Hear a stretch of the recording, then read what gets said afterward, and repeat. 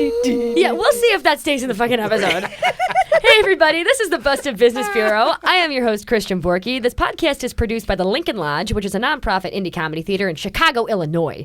If you want to support me or this podcast, donate to either the Lincoln Lodge or to my Patreon at patreon.com/bustedbizbureau. You can also follow me on social media where you can get some unhinged, deranged little thoughts. You're currently listening to the Monsanto season. This is a very special season of Busted Business Bureau in that it's 8 entire episodes that are dedicated to one company. Each part is a standalone episode, but I'd recommend listening to at least the first one before you move on to this one, so you get your bearings. I'm joined today, firstly, by the only woman keeping the USPS in business, Amy Doe. What are you talking about? Oh, they just released new stamps. Jesus. How did you doubt yourself with it immediately? Jesus. Really cool. To my other side, I have America's #1 patriot and #2 tax evader, Blender Bluid. Let's go. Crime. Blender, Amy, I have quite an article to start us off with. Yes. You've both just come fresh off of like 6 hours of Monsanto's destruction upon the world. And again, if you're starting with this episode, please don't. But do you guys want to go over some highlights, some like evil lowlights of Monsanto? Just like a quick little recap. Let's do it. Just tell me like what you remember, some of the darkest stuff. It doesn't have to go into specifics, you know, just like The Agent Orange. Mm-hmm. Yeah, worm milk. Oh, God. That actually wasn't Monsanto. That was just the that was pretext for separate. Monsanto. Yeah. But My man with the plums. Oh. Justice for Plum Guy. Justice for Plum Guy. The bovine growth hormone. Mm-hmm. So we've got warmongering, environmental degradation. Yes. The love canal. The town that's just strippers. Sajet. It's actually Soje. What? We've been pronouncing it wrong. It's the whole French? podcast. Soje? Yes. That's so Jay. That's so Javen. I was gonna say, like, when you read it, you think it's gonna be Sauget or like Soget or whatever. So then I read a pronunciation that like accurately said Soje, and I just forgot in my head, so I said Sojet.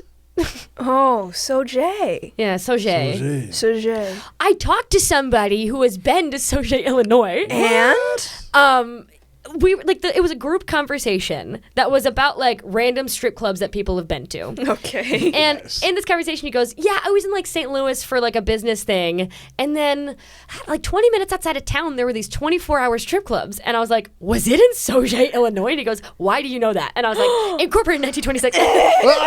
Like I just burst into the group conversation and made it all about me. Nice. Anyways, But what? How, was it a good strip club? he usually goes to watch the TVs and like while other people are having fun. Okay. I just like have a drink that's cheap and be ignored. Okay, That I is like also that. true. So that's about all I know of Strip clubs are just a cool place to hang out. A lot of people don't know this. insider tip. So we've got all of these hitherto unforeseen human disasters at the hands of one company. I want to read an article that I found on LinkedIn to you two. This is posted publicly by a woman named Sarah, no H, key fact, in 2018. I always read those Sarahs as Sarah. Ooh, yeah. Very Sarah energy. She works at Monsanto in their corporate affairs division at the time of writing this. The title of the article is Monsanto Leading the Way for Women in Leadership. Whoa. Oh. Quote, hearing that Monsanto was named one of the 2018 top companies for executive women by the National Association for Female Executives a few weeks back filled me with pride and reinforced why I love to work where I do. I'm grateful to work for a company that values diverse perspectives and representation across the leadership team and beyond, and one that supports and fuels my passion to help develop other young women leaders. Not so long ago, I too was embarking on a new career, eager to prove myself and full of anticipation about what adventure was to come. I think back on those days and wonder, with what I know now about being a woman in leadership, what advice would I give my younger self? Oh, no. And what have I learned and can continue sharing with others in the company? So, number 1, speak out. And there's a paragraph about it. Number 2, your support system will make your life possible, but it may look different than what you expect. And then the whole paragraph is like your coworkers should be your support system. 3, bring your authentic self to every interaction and never hide your enthusiasm. Jesus. Oh, God. I got tired just hearing that. This is like the copy that they use for like MLM companies. This is the LaSalle Network. Oh my god. Deep cut. Just Deep cut. That's how I got my job at like the biggest corporation I've ever had was through LaSalle Network. Really? Yeah. Oh shit. Yeah. There's a question later in this. That's crazy that you mentioned that about what like Death Star jobs have you two ever worked? Like big corporation, super evil, whatever. It is for later. And I was gonna mention my Death Star job, which again I got through LaSalle Network. Yep. So how fun. Wow.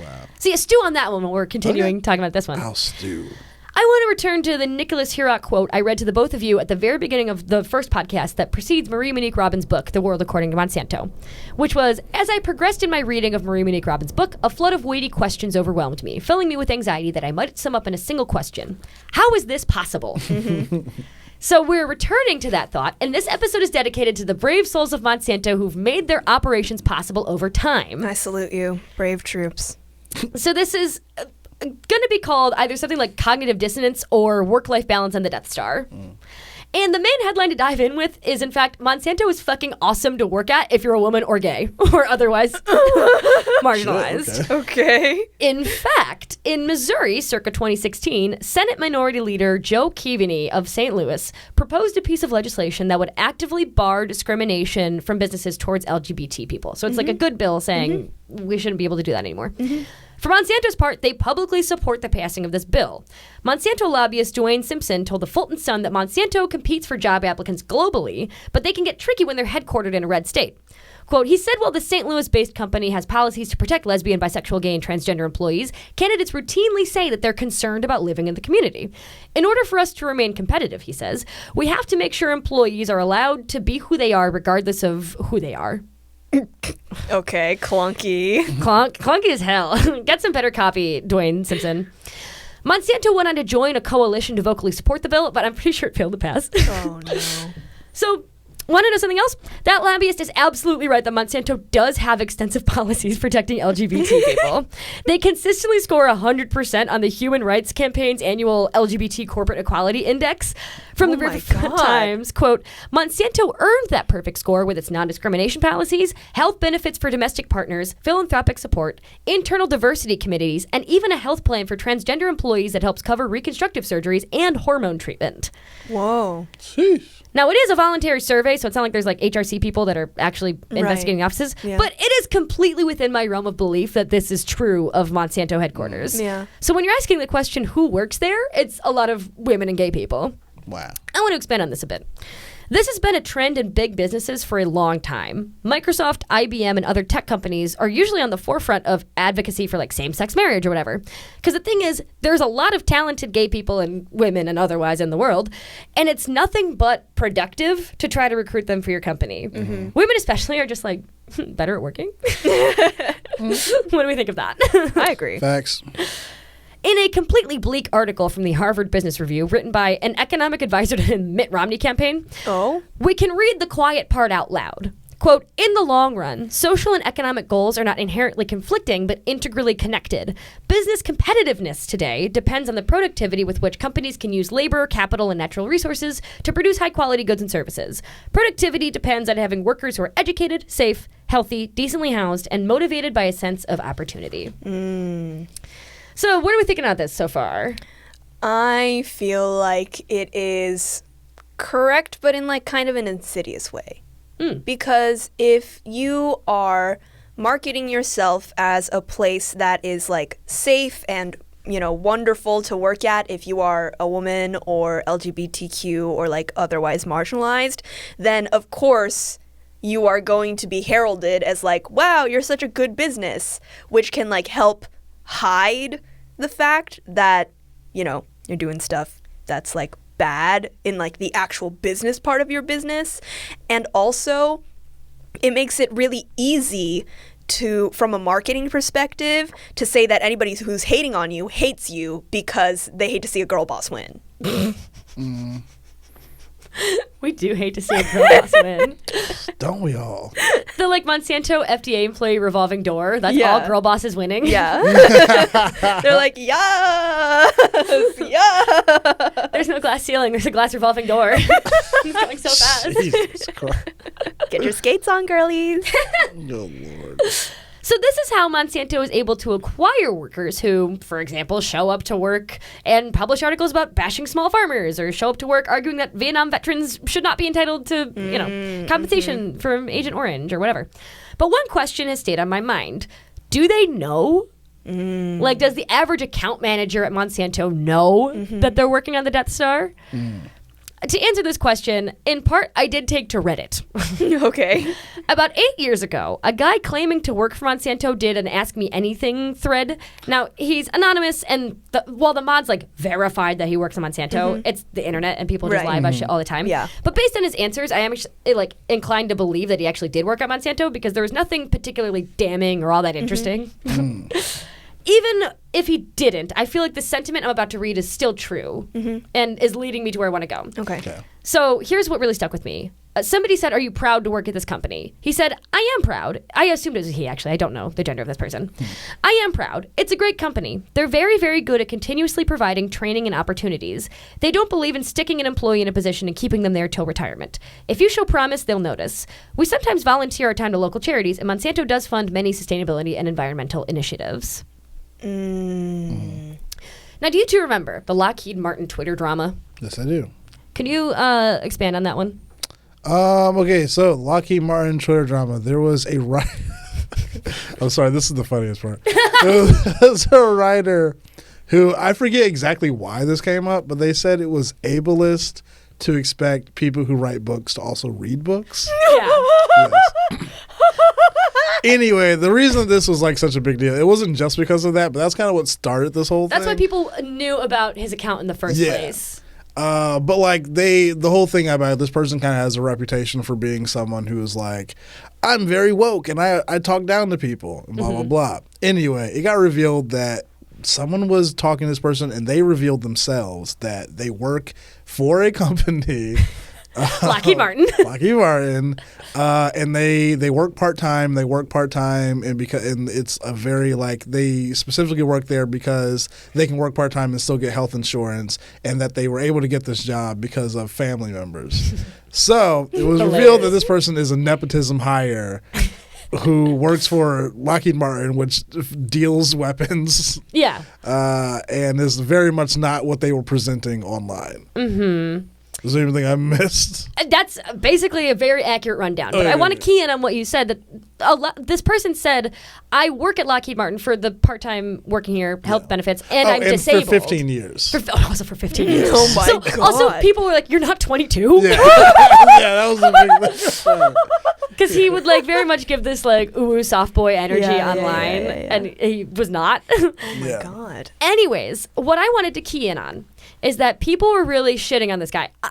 Even though one does work at Lockheed Martin for 15 years, I don't think anyone deserves to be doxxed and harassed to this degree. Right. Because it was just inappropriately so. Okay. Yeah. And this person said, "I work here because I'm disabled and they offer really awesome benefits, and I'm hard pressed to find another job like that." Mm-hmm. And I was having a long conversation with Sarah about this, and I want your thoughts on it. Discussion question time. Okay.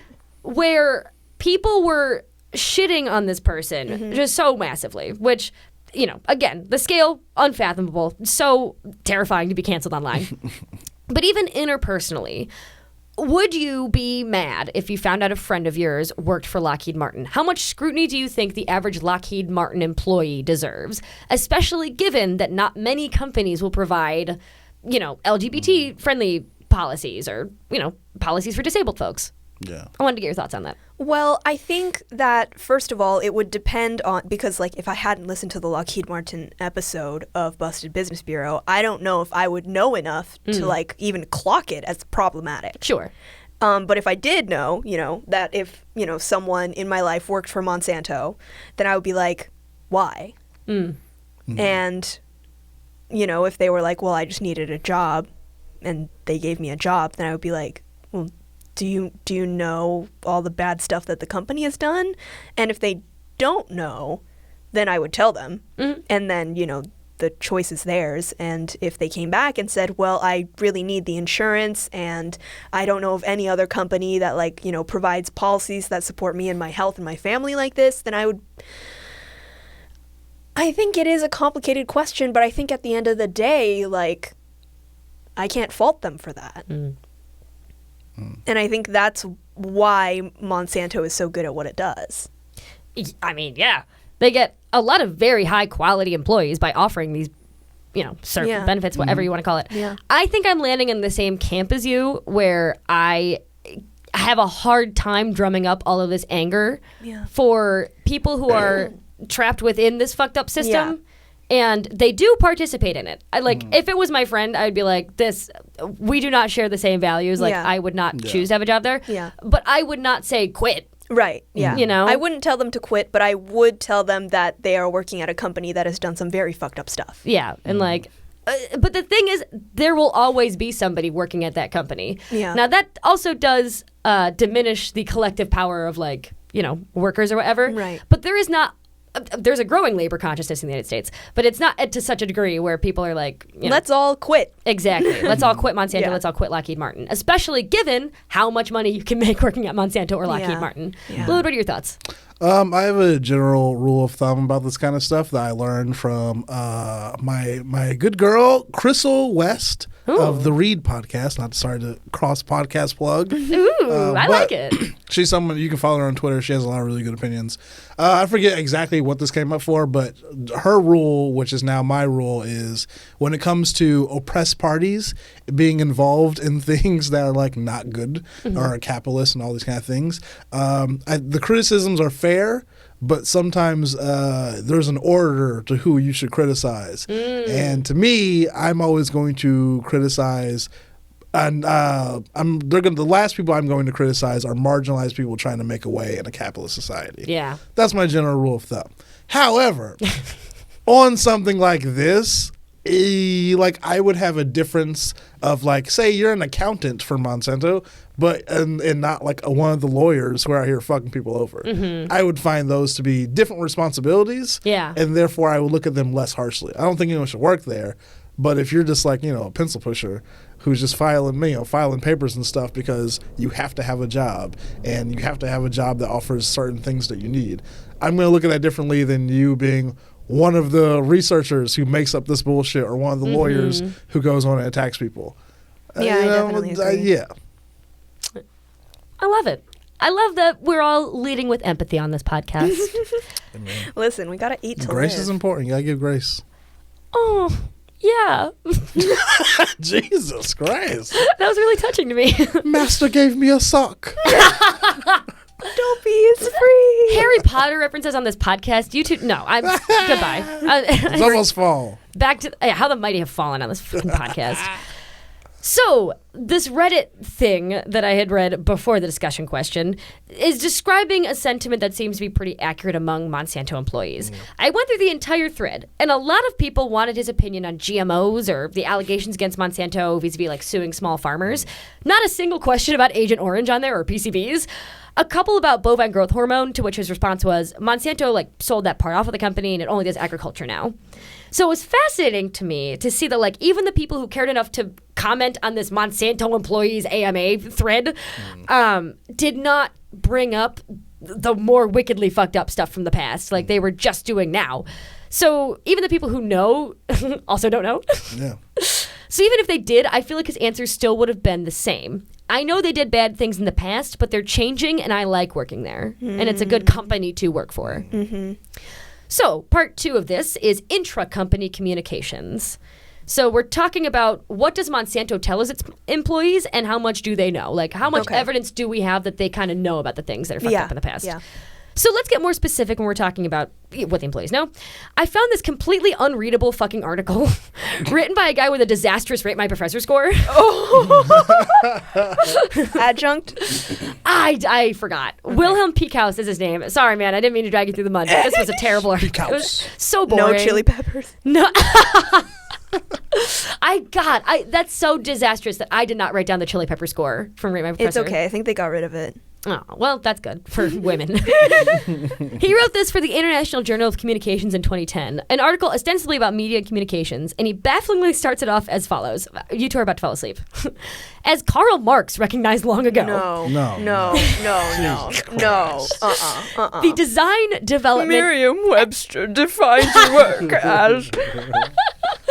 The design, development, and deployment of machinery and technology emerge under particular socio-historical conditions. In discussing the advances being made in communication technologies of his day, Marx similarly perceived the subversive potential of such technologies, which could function as both a weapon of capital to impose its power relations on labor and as tools that could be appropriated by labor in its own struggles against capital for redistribution of political power. The technological advances in communications thus represented a dual-edged sword forged by the bourgeoisie that would play a role in its own undoing.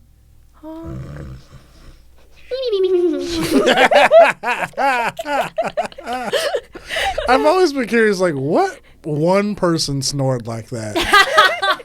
To have whoever the fuck makes cartoons be like, yo, I'm fucking reading this person for filth.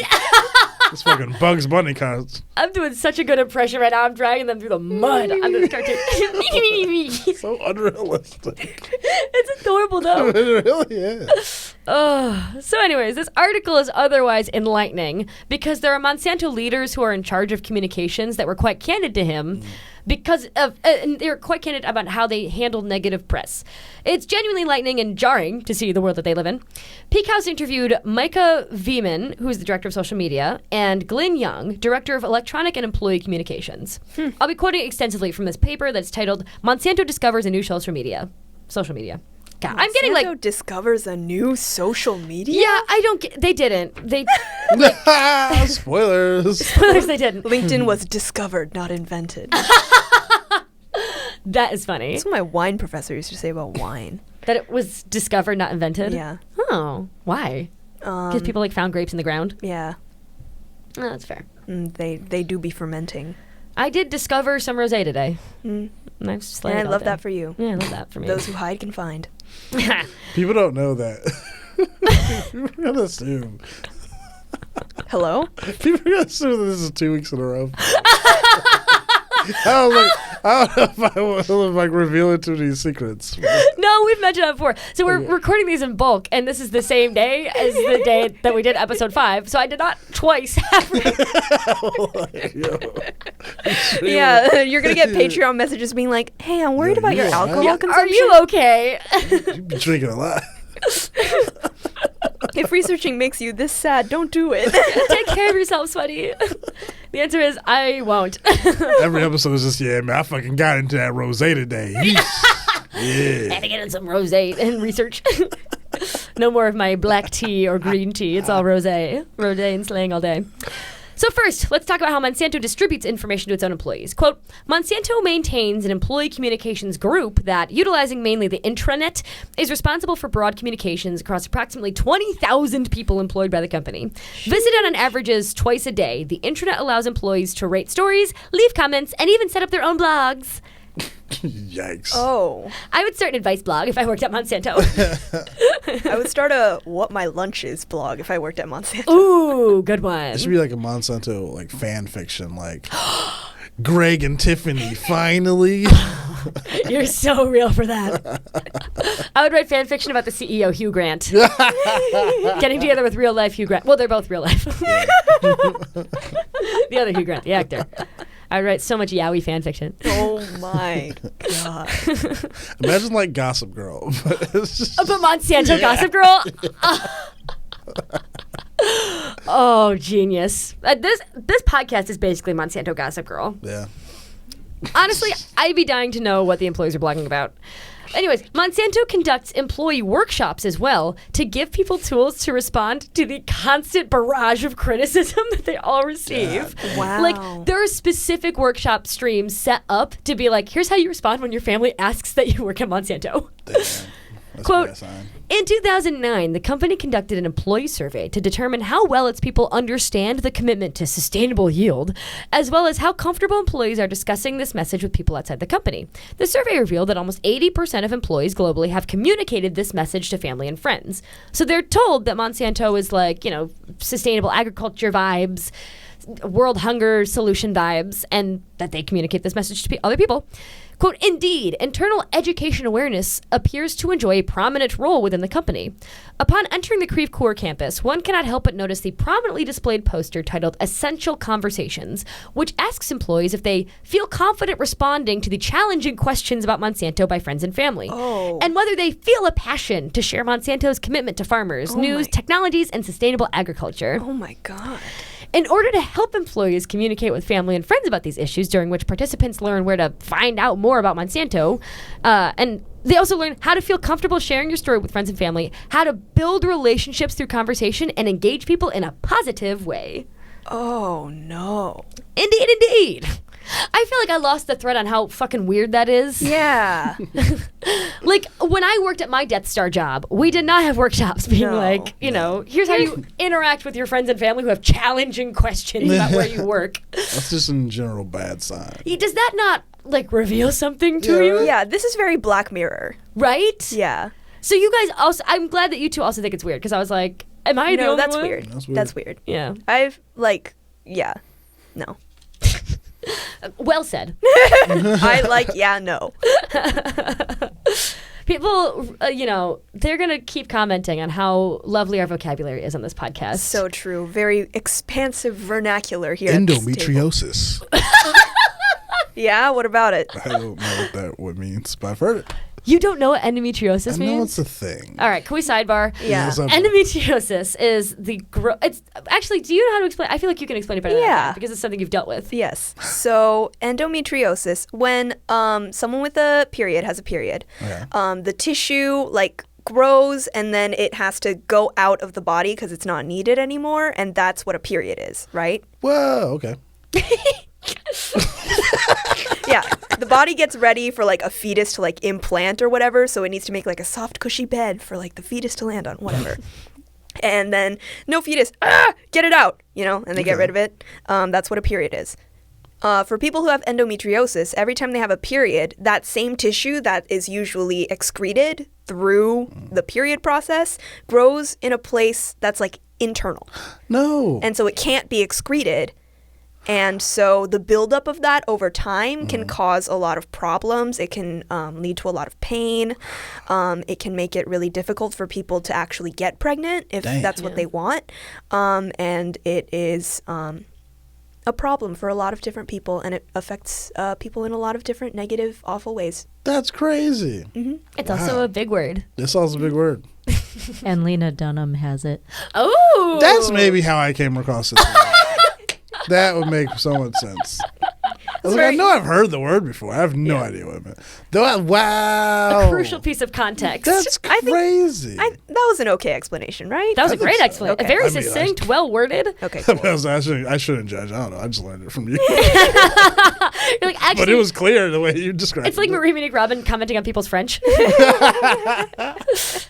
So, yes, there are these employee workshops that, you know, skewed positive. Like, imagine if someone was like, how do you feel about working at the Lincoln Lodge? Yeah, honestly. And you had to attend workshops being like, okay, Here's my talking points. Yeah. It's like, you know, oh, here's our commitment to this or like whatever. And if someone's like, remember that time the Lincoln Lodge like burned down a forest in like Guatemala? I'd be like, well, we're also doing comedy. And isn't that more important? Isn't making people, do you hate making people laugh? Is that what this is? Do you hate joy? So, yeah, I'm just rereading the things that I was writing before. Anyways, the last thing before we move on, in order to expand, this is from the article again, in order to expand this information function, Monsanto is currently working with an outside agency to develop its overall system of information collection, distribution, and disposition. Interviewee Glenn Young is quick to add that the company posts all stories, like on their intranet, not just the favorable ones. The belief is that making accessible bad, critical, indifferent, neutral, and positive news, employees will be better furnished with a broader and more complete understanding of the environment in which the company operates. So that claim falls a little flat on its face when we talk about some of its other posts, Monsanto's. Oh, So let's talk about their external PR strategy. okay. At least at circa 2010. So intranet is like you log into your cute little Monsanto portal, and then you have like your special Monsanto blog. Yes. And you need a Monsanto login to get into this space. Yes. I worked a job that had the same thing. Did you ever do, like, in high school, you had those, like, math services that you logged online to? Yeah. You could do, like, different modules or workshops or whatever. Yeah. So it's that, but there's also feed from the actual internet being like, here's another article on Monsanto that's, like, curated to appear on your news feed. It is, like, it's basically like Facebook, but, like, internal company Facebook. Right. Okay, that makes sense. Yeah. So a lot of, like, large companies with a lot of employees that work across the country have this just to get more of a sense of community or connection or whatever. So, Monsanto has a series of blogs called Beyond the Rows, where employees write about the company, business, agriculture industry, and farmers. In response to the documentary The World According to Monsanto, the blog was originally called Monsanto According to Monsanto. Shady boots. Wow. I love Marie Monique Robbins' impact. I love that for her. As mentioned many times in Peak House's article, Monsanto has a huge image problem on the growing internet. Literally every strategy described in the article is like, man, we're so sick of having to, like, respond to this negative criticism. We just want to, like, post something positive for once. And so Beyond the Rows is part of that strategy. So consequently, they also write this series of blog posts called For the Record, which no. bad title. This strategy is baffling to me as, like, a current online user. It's just like the social media landscape was so different back then. So on For the Record, when is this taking place? Like 2010. Okay, that's where we got. Remember in the Roundup episode, we were talking about how Monsanto had articles on their website of, like, individual the hate farmers. posts. Yeah, that they've sued. That is part of the For the Record series. Oh, no. They actually have way more For the Record posts, no more than 500 words long. They're written conversationally to be like, maybe this happened. So this has led to perhaps the greatest paragraph I've ever read in my entire life, referencing an event I have not even, like, sideways mentioned on this podcast. Quote, and this is from Monsanto.com.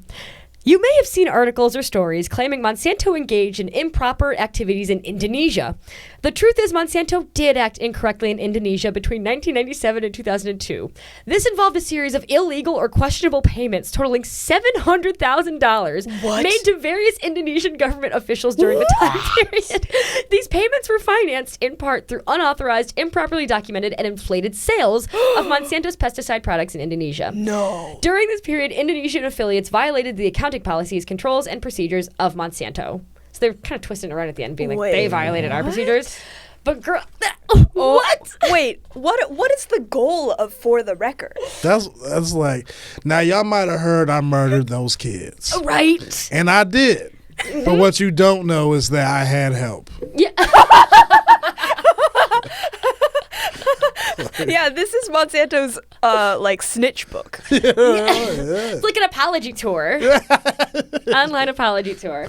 So that is the one where they I had help.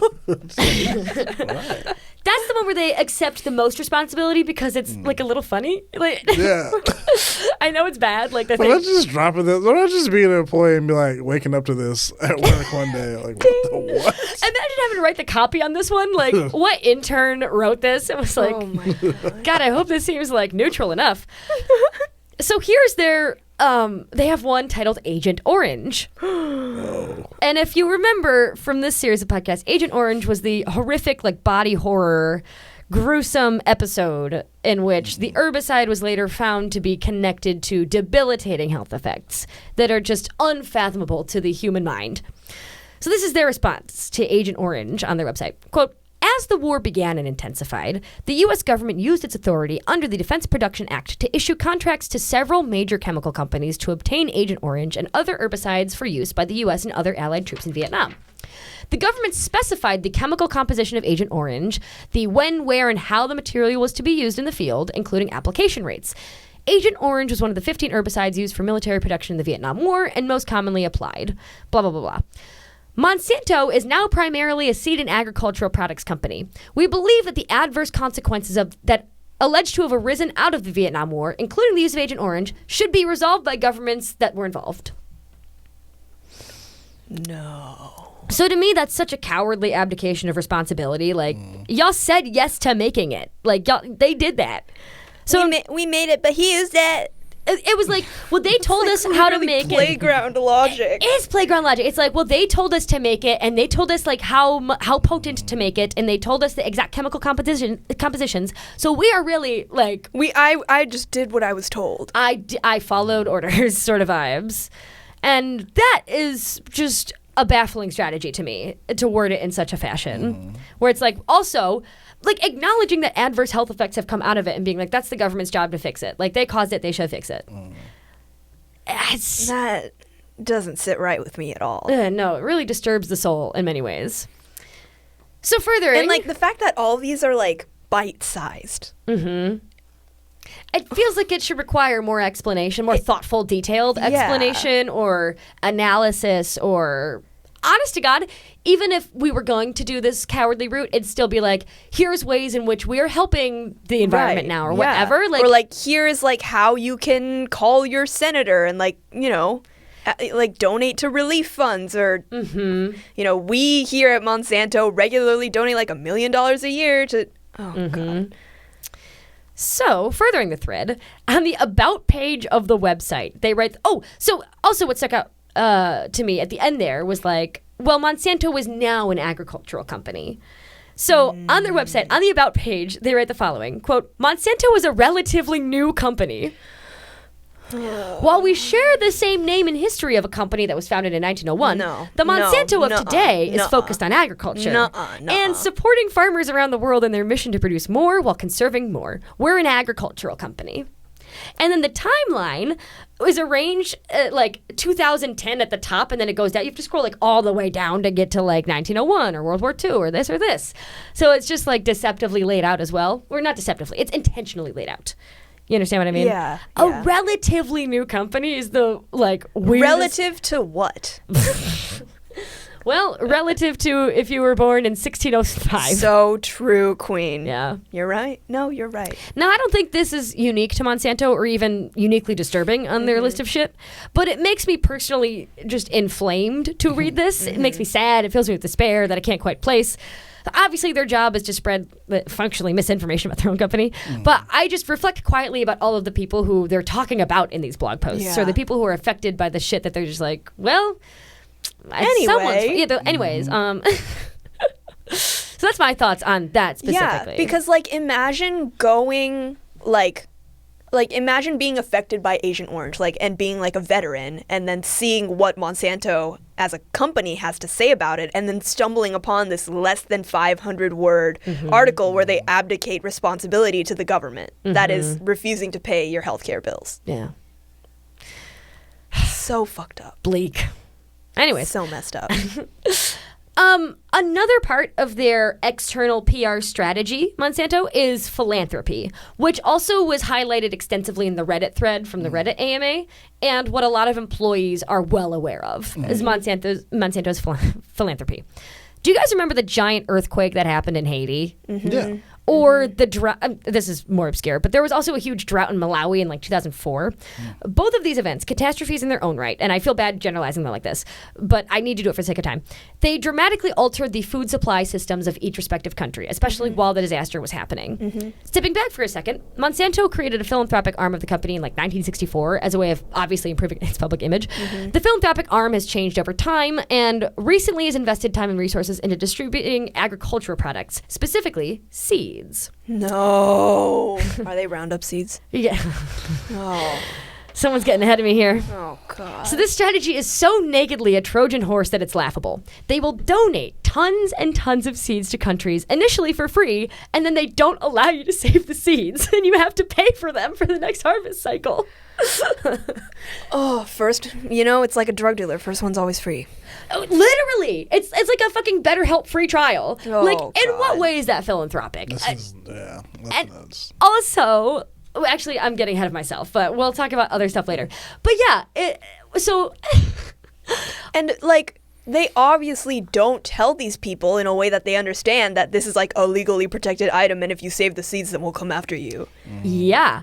And also, it's kind of like waiting on a disaster to happen to insert yourself into the market. And you can insert yourself into the market accidentally because if your seeds blow over to another farmer or whatever, you can either encourage them to buy Monsanto seeds because they've ended up on your farm, or you can accuse them of stealing the seeds and maybe sue them, or et cetera, et cetera, et cetera. But once they're like blown in and introduced to the market, like, then you've got another paying customer base, which is just so uniquely dark to rely on national tragedies. Yeah, no. Global scale disasters. The way that they seek to profit off of human suffering, like just through the ages in more and more insidious ways. Yeah. Through the guise, like the fact that this is under the guise of philanthropy is really gross. Yeah. Yeah, you gotta be a sick person to do that. Yeah. But people who are part of it think that they're doing a good thing. Like, they think we're donating all of these seeds, all this food to a country that needs it. And we, like, you know, like we're losing money on the deal, quote unquote. Right. But they ultimately don't because then it's like the free market. I mean, like that. I mean, when you were saying that, I was even wondering, like, oh, I wonder if it's nicer to work for the philanthropic arm of Monsanto. And very clearly, the answer is no, it's not. It's actually even more morally fraught. Yeah. What is also fun about this podcast is I've been playing a game with myself, which is Googling Monsanto and then typing in a country and then just reading the most fucked up shit.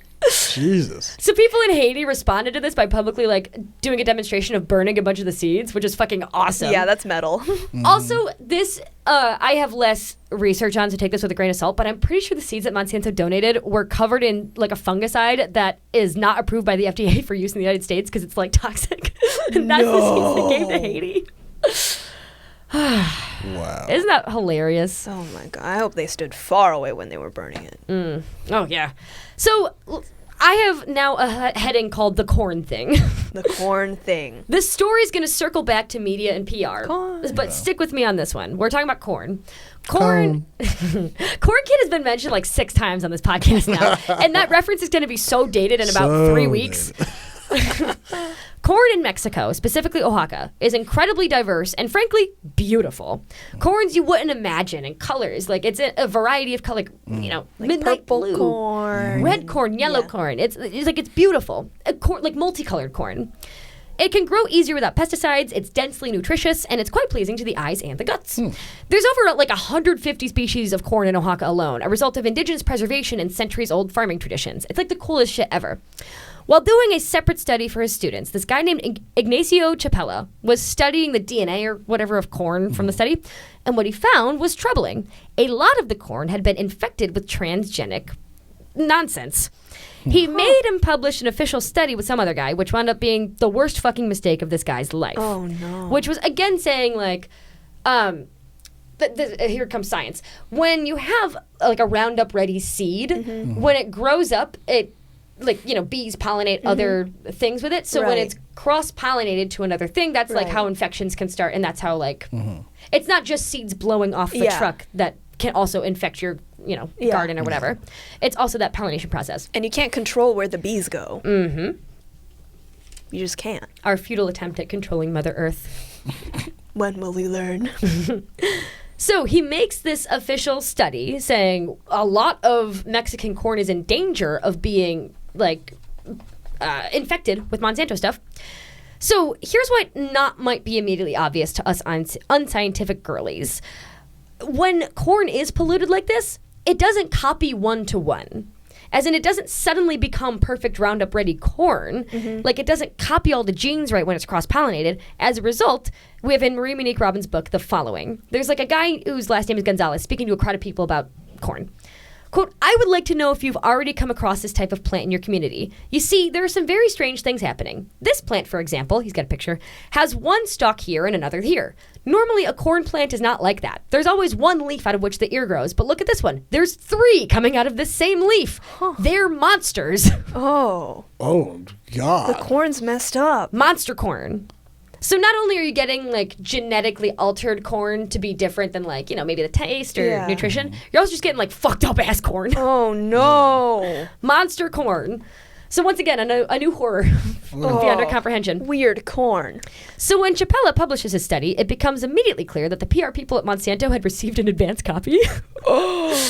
What followed the study being published was an incredibly humiliating public downfall for Chapela. People complaining that he was a bleeding heart activist, not scientifically rigorous, a quack, if you will. He gets denied tenure from his job and is essentially fired. And additionally, per Marie Monique Robin, quote, it was a Sunday in October in 2006, and the huge campus that they were at, which more than 30,000 students and nearly 2,000 teachers usually bustle about, was deserted. Only a police car drifted by like a damned soul. That's for me, said Chapela. I've been closely watched since this affair started, especially when there's a camera, because she has a camera with him. When I looked incredulous, he went on. You want proof? Come with me. We drove to the top of a hill overlooking the San Francisco Bay. As we walked toward the lookout point, we saw the same police car, which parked conspicuously at the side of the road and stayed there throughout our entire conversation. Why are the police after him? It was a very politically contentious issue to talk about transgenic corn in Mexico, because it would be good business for, I guess, Mexico to have, deals with Monsanto and have more of this, like, really awesome corn that produces higher yields or whatever. So there are also political circumstances that I don't know and I'm not prepared to explain on the podcast, but that is just part of what happens to him, is that now he's also under surveillance, which is not Monsanto-sponsored surveillance, to be clear. Like, it's a whole different set of things. Dang. So you may be wondering, who spread all of this stuff about him? There was this really big piece in, like, Nature or something that discredits Chapela, and there were thousands of emails sent out to other experts in the field by two women, Mary Murphy and Andura Smedisic. Once again, we're shattering glass ceiling, girlies. Oh, evil women. Who are Mary and Andura? Marie Monique Robin tells it better than I, and this is a quote from the director of GM Watch. Forgive me, this is going to be lengthy, but this is about to get fucking weird. Okay. I spent a lot of time trying to find out who these two scientists who launched this campaign against Ignacio Chapela were. I know, you're getting ahead of me. Whoa. As for Mary Murphy, she has posted at least 1,000 emails on the AG Bio World site. For example, she put online a forged Associated Press article criticizing anti-GMO activists. What? When you trace back to find the address of the server hosting her email address, you find bw6.bivwood.com. So Mary Murphy is a Bivings employee. A Bivings is like another biotech company. When it comes to Andura Smedisic, I thought it should be easy to find a scientist with such an unusual name, especially since she claimed to be writing from London. She was the one who had initiated a petition demanding that Jose Bove, a different guy, be incarcerated. I went through the electronic phone directory, the electoral registry, the list of credit card holders, but it was impossible to find any trace of her. What? I hired a private detective in the United States, and he didn't find anything either. Finally, I examined the technical details at the bottom of her emails indicating the internet protocol address. When you type it onto the directory of websites, you come across the email gatekeeper2.monsanto.com. What? And the owner's name is the Monsanto Corporation in St. Louis. No.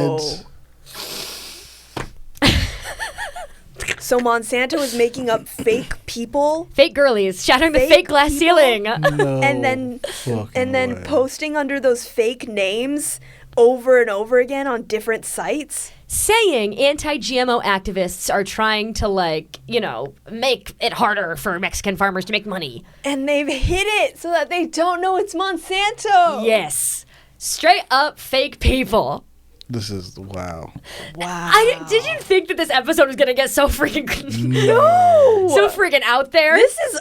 The audacity of this is wild. And the fact that they did it so that it's, so easily traceable back to them. They kind of had a hard time tracing it, I feel. Okay. I feel like what he described, the director of GM Watch described a lengthy list of steps. Hiring a PI investigator. Yeah, hiring a PI is wild. Nut.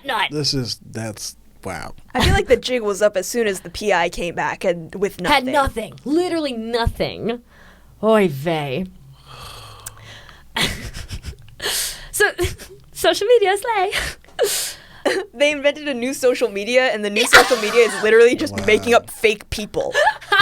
Making up girl bosses. Yeah, I know. I'm so disappointed that the girl bosses aren't real. That's fucked up. It's so fucked up. Make up male bosses, at least. So like we were talking about last episode with Jane Aker and Steve Wilson, Monsanto also has a significant degree of control over how the company is perceived, even when it comes to affairs that aren't directly connected to the company. Because per my understanding, the study wasn't like, these are Monsanto seeds. It was like transgenic seeds that other biotech companies are also doing. Right. So Monsanto was obviously part of that group Yeah. that would negatively be impacted. Yeah. But yes. So that's sort of, so yeah. Monsanto has a significant degree of control over how the company is perceived. We'll find out in next episode, though, that their social media strategy circa 2010-ish is kind of too little too late. Ooh, I know. So that's sort of the end of the episode, but I'd wanted to do more discussion questions. Yeah. Just about being an employee in this country. What's the worst job you've ever worked? And have you compromised your values for a job? How far would you be willing to go to compromise your values for this job? That's my question. So, yeah, question 1, worst job you've ever worked. The worst job I've ever worked was an internship I had for 3 days before I ran out crying and never went back. It was my job as an intern for $15 an hour was to inventory all of the books in their corporate library and input them one by one into a library cataloging system. Zoinks. Scoob. And I had to physically measure the size of the book, flip into the inside page, find the ISBN number, the publication date, the authors, and then flip through the actual book and like see what material was relevant to the company, flag the page numbers, put that in. And this library spanned like 3 of these walls. Wow. Waka waka. And all of this was, and I had to like dress up for it. It was like 9 to 5 every day. That's all I was doing. God. Nope. I was the only person doing it, so nobody would talk to me. Oh. Bleak. Bleak. What about you? Ever had a fucked up ass job? One I hate the most was last handy dandy gas station in Fort Wayne, Indiana. You're so real for that. Fuck the place. I used to work at a third-party logistics company, and my job was sort of to direct truckers to places. During Hurricane Ida, here's a story. During Hurricane Ida, we were meant to send, 10 trucks to, what am I going to make up? Let's say Kmart. Like, Kmart was supposed to receive a bunch of emergency supplies during Hurricane Ida, and the contract that was given to the truckers was as follows. You will show up on, Monday or Tuesday-ish at one of these 5 locations. We don't know where yet, and you won't know until you get there, which is unusual for a trucking contract because you usually know where you're going. Yeah, that seems pretty weird. But as the hurricane raged on into, Wednesday, Thursday territory, I received a bunch of panic phone calls from truckers being like, I don't know what to do or where to go. The highway's closed. There's no food or shelter. I am confused and I'm a little scared. And I, being a low-level employee, was like, okay, I'm going to get confirmation from my manager. Bad idea. But I was like, here's a place in Alabama you can fuck off to and just wait a few days. When I told this to my manager, he said, they knew what they signed up for. Do not send them away. And I said, no. And then I sent them away anyway. And I did this all while remote training somebody else. He watched me draft this email to my manager being like, fuck you. And so that's the only part of I felt like I was doing something good from the inside, despite the fact that none of that system was going to change. And someone will do that job. Someone is doing that job after me and is probably making fucked up ass calls. But at least during the brief time I worked there, I was a very driver's first kind of employee. Mm-hmm. And my job was to process if you're at a shipper for a long time and it's taking too long, you get paid overtime. My job was to process that overtime. And I was always pro get as much of that overtime as we can, get it approved, because sometimes it wasn't approved for whatever reason. So yeah, just because I was really friendly, they were more likely to approve it when I asked.